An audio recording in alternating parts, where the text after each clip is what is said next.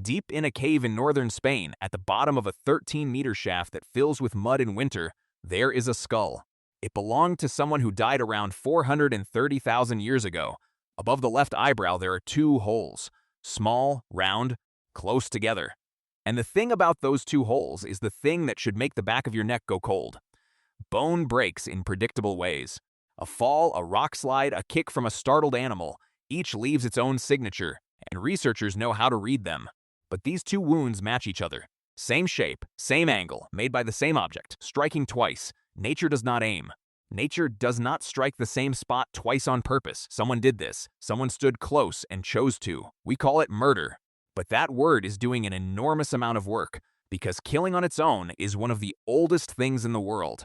It is not human. It is not even rare. The interesting question, the one this skull forces us to ask, is not who threw the blow.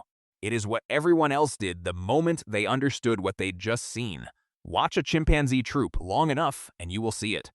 Groups of males patrolling a border, finding a lone neighbor, and killing him with a coordination that looks horribly familiar.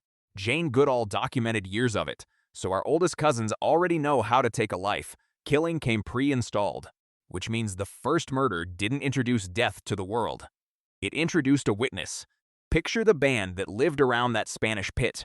A few dozen people at most, every one of them known to every other one by face, by smell, by the sound of their voice. They were not strangers. They could not be. Survival was a thing you did shoulder to shoulder, and then one of them is on the ground, and one of them is standing over the body, breathing hard. Now everything that kept them alive turns into a problem. In a band that small, you cannot file a report. You cannot move to another city. There is no one coming. The person who did this will sleep beside you tonight, hunt beside you tomorrow, hand your children food. The killing is over in a moment. The question it opens does not close for days. What do we do with him? And there is no rule book. No one has ever done this before. There is no word yet for what happened. No custom, no precedent. Nothing to point to and say, we handle it like that. A group of human beings is standing around a body in the dirt, and for the first time, they have to invent a response to one of their own becoming a danger to the rest. Because that is what a killer inside a small band actually is. Not just grief, a threat to everyone. If violence can happen once with no consequence, it can happen again. To you, to your child, over a piece of meat or an old insult. A band that lets one murder pass quietly is a band that has agreed murder is allowed.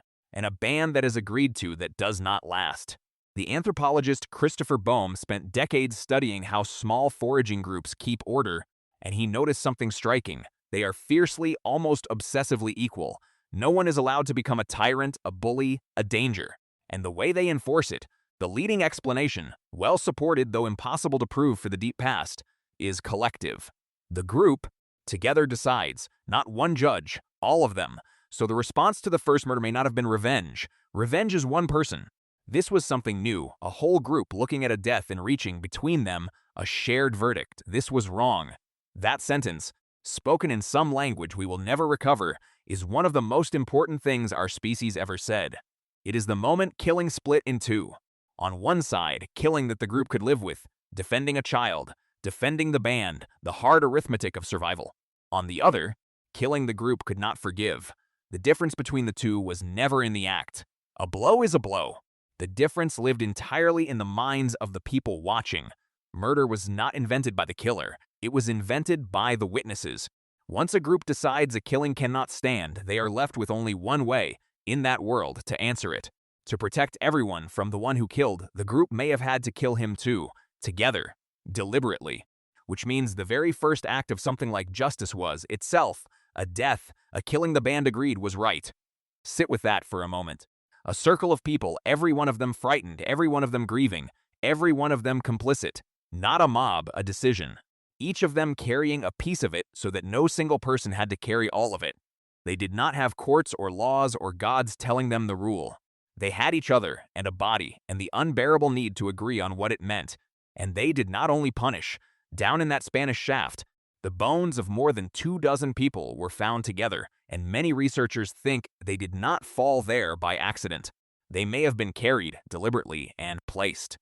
If that's right, then some of the earliest people we know to have killed each other were also among the earliest to gather their dead in one place. Grief and judgment arriving together. That is what ancient humans did when they witnessed the first murder. They didn't just react, they built something. A shared sense, held by the whole group, that some things are not allowed, and that the group itself is the one that says so.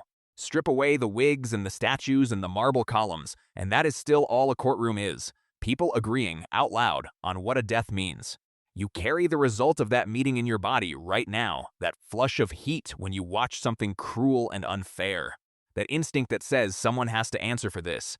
It does not come from a book. It is far older than any book. It was hammered into us across thousands of generations of small bands standing over bodies, deciding and living with what they decided. We will never find the first murder. There is no plaque, no name, no exact mourning. The 2 holes in that Spanish skull are not the beginning. They're just the oldest proof we've dug up so far, and tomorrow someone may find older. The killer is gone. His name, his reason, his face, all of it gone. But the verdict survived. We are still handing it down. Every time you look at something and feel, in your gut, that it is wrong, you are not the first to stand in that circle. You are only the latest. The murderer was forgotten. The people who decided what he'd done became